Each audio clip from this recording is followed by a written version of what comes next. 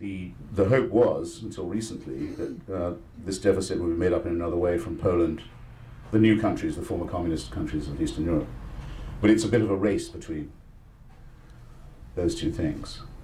But I think social democratic welfarist Europe is pretty much finished, except for the British Labour Party's model. I'm a great admirer of Prime Minister Blair, who's managed not only to be an internationalist, in my view, and to fulfill Britain's internationalist responsibilities to countries where we have treaties with, like Sierra Leone, Iraq and Afghanistan, so we won't let you be taken over by gangsters, or run by gangsters anymore. But has also achieved something never been seen in Britain since the Second World War, as a full employment economy and a very high rate of spending on welfare, and a huge surplus. While doing all this, it's really quite a remarkable thing. So I'm quite proud of my membership of the British Labour Party, which goes back now quite a long time. Bring it on.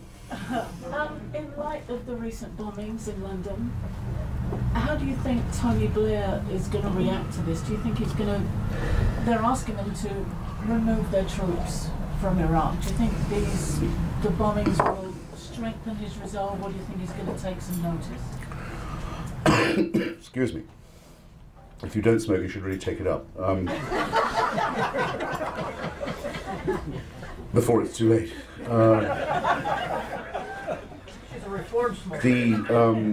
The lady asks me, in respect of the recent atrocities in London, whether this puts Mr. Blair in the position of having to concede to his critics about Iraq.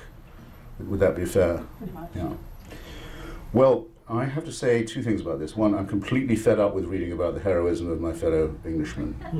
I hope you've had enough of it this week too. Plucky London soldiers on, business as usual, the stoic Brits, the warm beer, the chips, those breakfasts, you know. Drink your beer before it gets cold. Is this coffee or is it tea? All that. I can't stand it.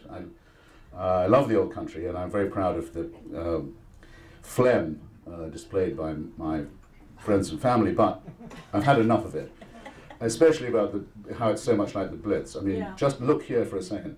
Throughout the whole of the 1930s, the British stolidly and phlegmatically and stoically lined up to vote for conservatives who were trying to give away Europe to Hitler. They wanted him to do it. When Chamberlain came back from Munich and was greeted by the Queen Mother, the Queen Mum on Buckingham Palace balcony, they all flooded into the streets to applaud. They couldn't get enough of it. They wanted a quiet life. They love business as usual. Yeah, let's do that. And then when it all goes wrong, they get what they've earned for this, then what else can they do but stand still under the bombing where they can't move? It's an island, for Christ's sake.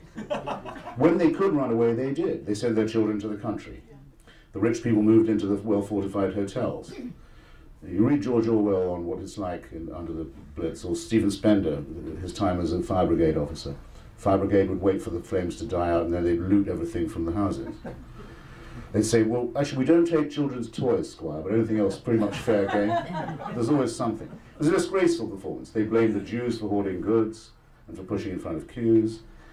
They panicked and trampled each other to get into the underground, which now people would trample themselves getting out of, to get away from it. It was all pretty ghastly. So enough of this romanticization of the English. Had enough of it. But at least there was one thing you could say. Nobody said, well, why don't we give them what they want, the bombers? Why don't we just surrender? Why don't we look for the root causes of their grievance? There was at least none of that bullshit. And there won't be any of that bullshit anywhere where I can raise my voice either. Say it once, so not to have to say it again. You do not deal yourself a hand in the conduct or formation of British foreign or defence policy by putting a bomb on a bus in Tavistock Square. You do not. Final. Do I have to say it twice? No. Will I listen to anyone who says that we should? I certainly will not. I certainly will not. And nor should anyone else. And the Prime Minister will not do so. And what people ought to realise is that there is indeed a connection between this and the Iraq War. The same people did this at King's Cross and Edgware Road and Aldgate last week, who last Friday blew up 24 school children in Baghdad. Yes, of course there's a connection. We're fighting the same people. And they will rue the day. We will outlive and outkill and outfight them. They say they prefer death to life. Maybe they do. If they want to be martyrs, we're here to help. But our love, really here to help, But our love for London will outlive their hatred and their love for death, believe me. Hear, No hear. question about that. Hear, hear.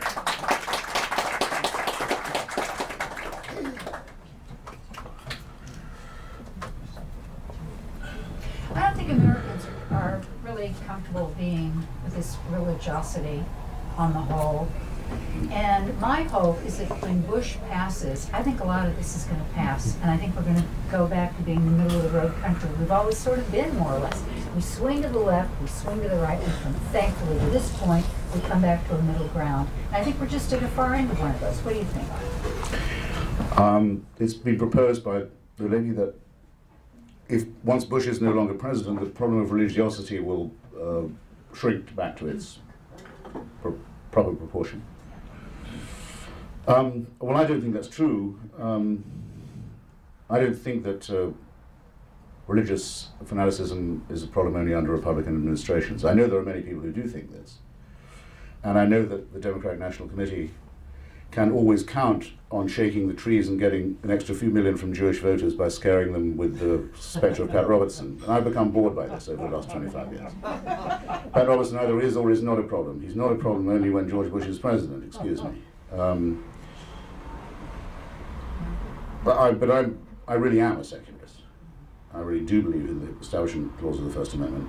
And I really am an atheist. I really think all religion is poison. I don't think, James Madison quite rightly said, why there shouldn't be prayers at the opening of Congress.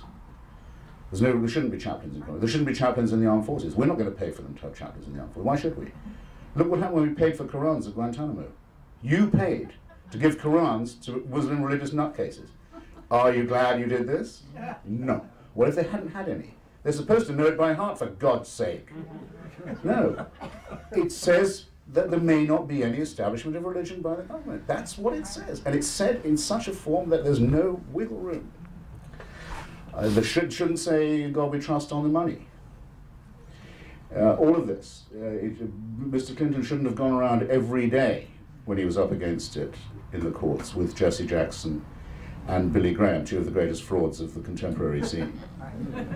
It was disgusting that at the service at the National Cathedral in Washington, my hometown, where we were burying our dead in the dead of New York, Billy Graham is invited to give the invocation as he would have been by any president since Truman, and said, those we have lost are now in paradise and are happy and would not come back to us even if they could.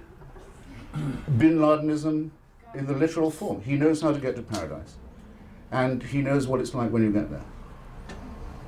Obscene and disgusting thing to say, and who, I mean, unless New York has changed a lot since I was there last, not everyone who's killed there randomly dies in a state of grace.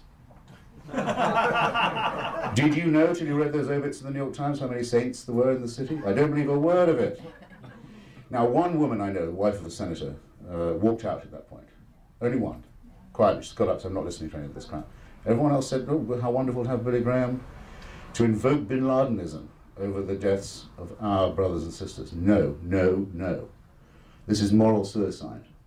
It's conceding them half their point. We will regret it bitterly. What this is the occasion for just one thing only, to say the United States defends secularism in its own territory and anywhere else that it's threatened, and counts those people as its allies. Now, Mr. Bush, who you've just reprobated, may be a bloody fool when it comes to saying that Jesus is, I don't know, got him, I mean, this is what I don't understand. He gave up bourbon for Jesus. Okay, I try and always be able to see the other person's point of view. Famous for it, can't do that. But